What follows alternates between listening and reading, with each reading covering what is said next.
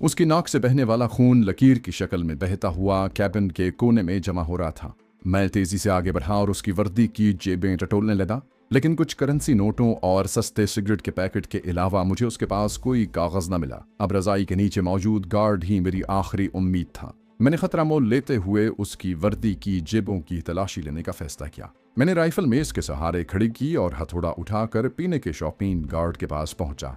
वो 26-27 साल का तनुमंद जवान था और नशे में धुत होने की वजह से उसकी हालत बिगड़ी न होती तो उसे अच्छा खासा खुशशक्ल करार दिया जा सकता था। उसकी मूंछों और सर के बालों में सुनहरे रंग की झलक थी। मेरे लिबास टटोलने का उस पर कोई असर नहीं हुआ, बल्कि करवट बदलवाने पर भी उसने चूं तक न की। सच तो यह है कि उसकी तरफ से मुकम्मल मदहोशी से मुझे खुशी हुई। उस गबरू जवान की खोपड़ी पर हथौड़ा चलाते मेरा दिल जरूर दुखता।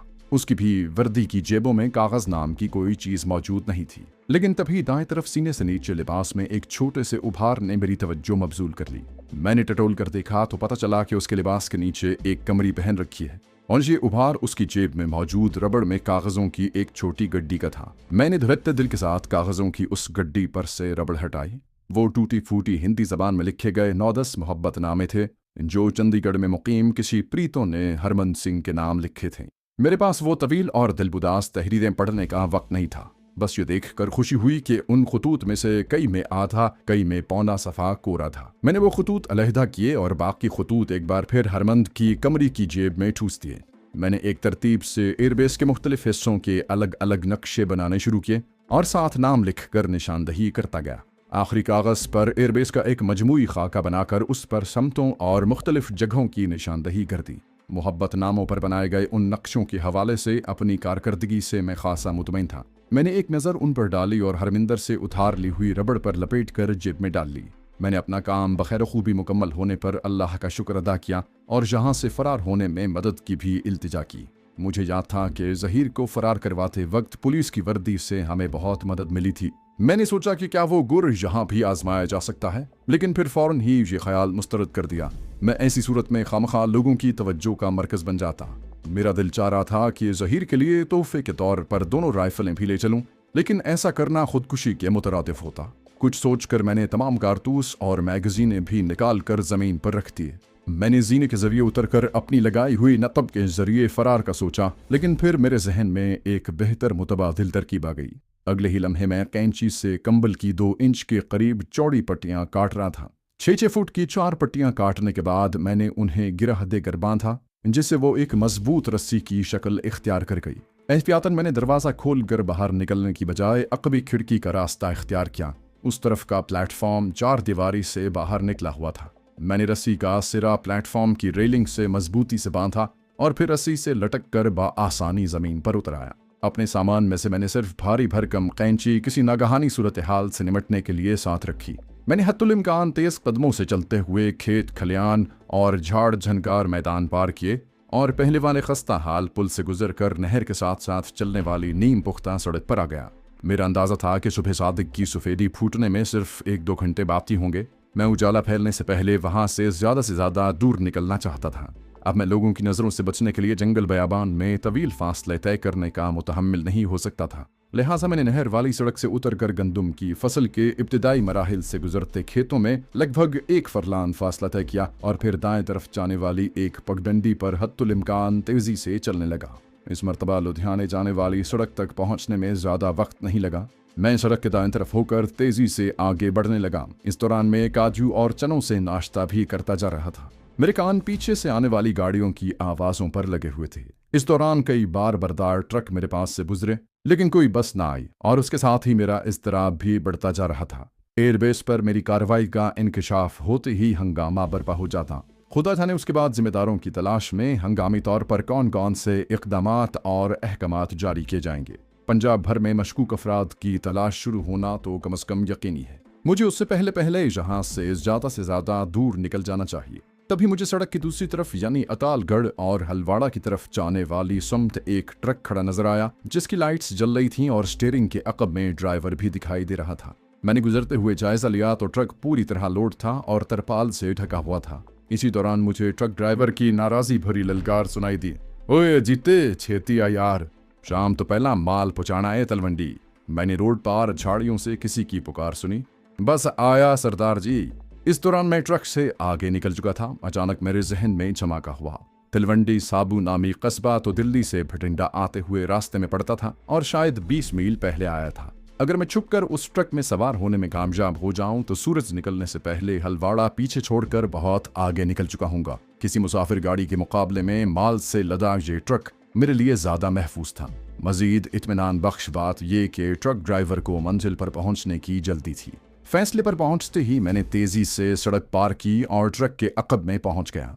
ट्रक के बाएं पहलू पर आहनी सीढ़ी यकीनन मौजूद होगी, लेकिन मैं साइड मिरर में नजर आने का खतरा मोल लेना नहीं चाहता था। लिहाजा मैंने अकबी हिस्से में तरपाल को बांधने वाले रस्सों के जाल के जरिए ट्रक पर चढ़ना ज्यादा मुनासिब समझा। इससे पहले कि अजीता और रफ़ा हाजत के बाद वापस आकर ट्रक में सवार होता, मैं ट्रक के अकबी हिस्से से चढ़कर ऊपर ढकी तरपाल के वस्त तक पहुंच चुका था। ट्रक चलने के बावजूद मैं एहतियात से आगे बढ़ता रहा। ट्रक अब अच्छी खासी रफ्तार से दौड़ रहा था। ट्रक में शायद अनाज की बोरियां लदी हुई थीं। मैं रफ्ता रफ्ता ट्रक के कैबिन वाली दीवार के पास पहुंच गया। मैंने तरपाल से जोर आजमाई की और फिर टैंची से डोरी काटकर तरपाल के नीचे घुस गया। अब मैं सरसरी जायजा लिए जाने पर नजरों में आने से महफूज हो चुका था, लेकिन मजीद इत्मीनान के लिए मैंने बोरियों के दरमियान घुसकर छुपने की कार्रवाई शुरू की। उसके लिए मैंने टैंची के जरिए एक बोरी में छेद किया, जिससे धार की शक्ल में निकलने वाली गंदम के दाने बोरियों के दरमियान मौजूद खला से गुजरकर तह में कहीं गायब होते गए, हत्ता कि बोरी लगभग खाली हो गई। मैंने उसे नीचे वाली बोरी के साथ भी यही सलूक किया और फिर दोनों बोरियों की गैर मौजूदगी से बनने वाले खला में उतरकर 2 बोरियां तिरछी करके अपने ऊपर साइबान सा बना लिया और दोनों खाली बोरियां अपने ऊपर ओढ़ लीं। अब बाकायदा बोरियां हटाकर देखे बगैर मेरा पता लगाना मुश्किल था। ट्रक जब तकरीबन 1 घंटे तक बगैर ठहरे रवां दवां रहा तो मैंने सुकून की सांस ली कि मैं बखैर वाफियत हलवाड़ा को कम से कम 25 मील पीछे छोड़ाया हूँ। खतरे की शिद्दत हर गुजरते मिनट के साथ कम होती जा रही थी।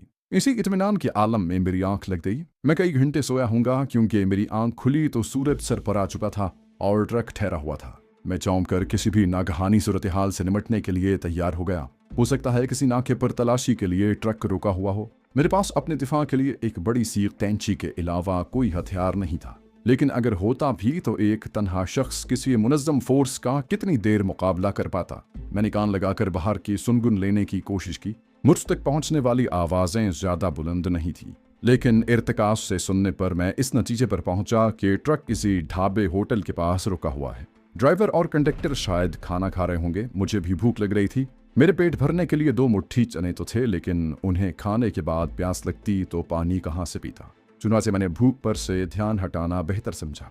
मेरा अंदाजा था कि भटिंडा अब ज्यादा दूर नहीं होगा। तभी मुझे ख्याल आया कि ये जगह ट्रक छोड़ने के लिए मुनासिब है। मंजिल पर पहुंचकर ट्रक रुकने पर मैं उतरने की कोशिश करते हुए नजरों में आ गया तो मसला खड़ा हो सकता है। मैं जल्दी से अपनी पनाहगाह से निकला और तरपाल हटाकर निहायत एहतियात से बाहर झांका।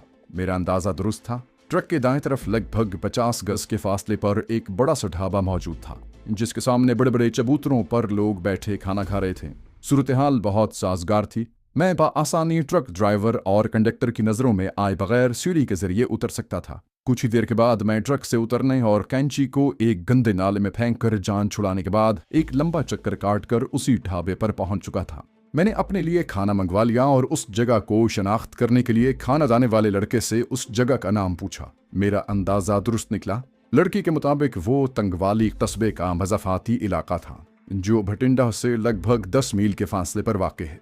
मैंने अंदाज़ा लगाया कि भागो गांव भी यहाँ से ज़्यादा दूर नहीं होगा। ताहम मैंने उस लड़के से पूछने की बजाय कोई और तरीका आजमाने का सोचा। खाना खाने के दौरान हाथों की चोटों ने मुझे काफ़ी तकलीफ दी। खाने के दौरान इधर उधर नजरें दौड़ाते हुए नज़दीक खड़ी एक घोड़ा गाड़ी ने मेरी तवज्जो हासिल कर ली। उस पर मुझे कोई सामान लदा हुआ नजर न आया।